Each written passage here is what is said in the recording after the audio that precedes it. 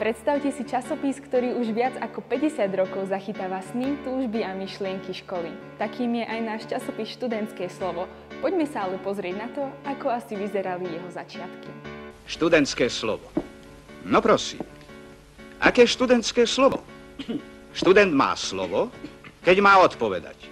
Urobili ste mi ako triednemu profesorovi hanbu. Vydávať noviny.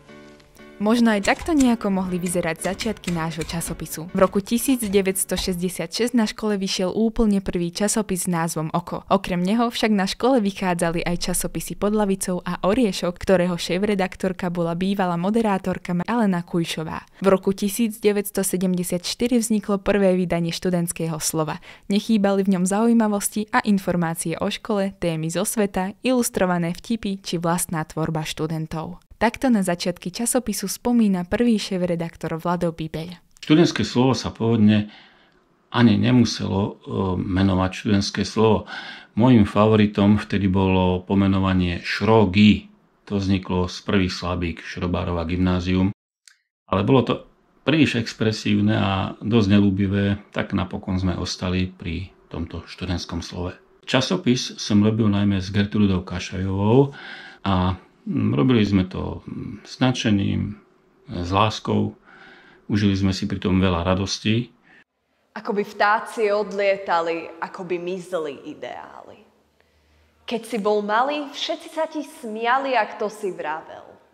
Neplač, maličký. Zdajú sa vám verše básne povedomé? Medzi prispievateľmi do časopisu bol aj Jozef Urban. Tu už ako študent začínal svoje prvé kroky na literárnej ceste. K súčasnejším redaktorom patrí aj naša bývalá absolventka Stanka Kažimírová. Myslím si, že ma to tak vo všeobecnosti pripravilo na budúcnosť a na moju budúcu kariéru.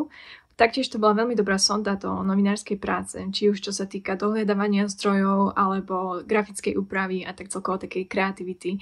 A veľmi rada spomínam na Štúrovo pero, na to, ako sme chodili do Žiliny a do Zvolena, na všetky tie zážitky, ktoré sme spolu zažili a tiež na nové kamarátstva. Študentské slovo sa každoročne účastní súťaže Štúrovo pero, čo je vlastne novinárska súťaž pre stredoškolské a vysokoškolské časopisy, kde sa vlastne každoročne umiestňujeme na popriednych priečkách.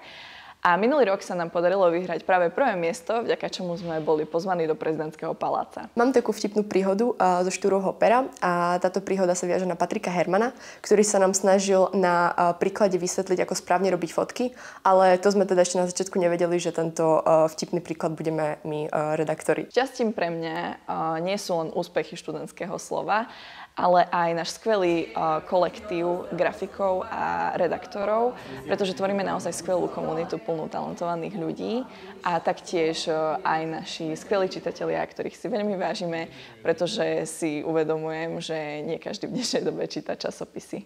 Študentské slovo je časopis, ktorý má širší záber.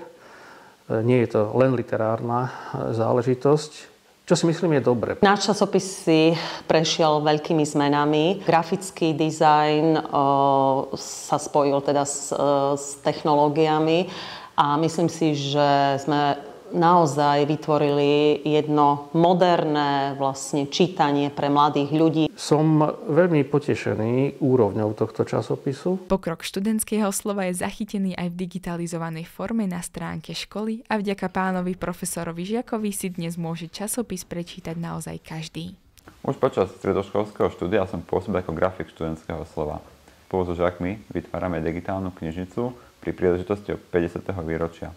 Podarilo sa nám zozbierať už 80 historických vydaní nášho časopisu. Nášmu školskému časopisu prajem, aby naďalej ostal hlasom študentov a naďalej ostal miestom, kde sa prejaví naplno ich kreativita, ich talent.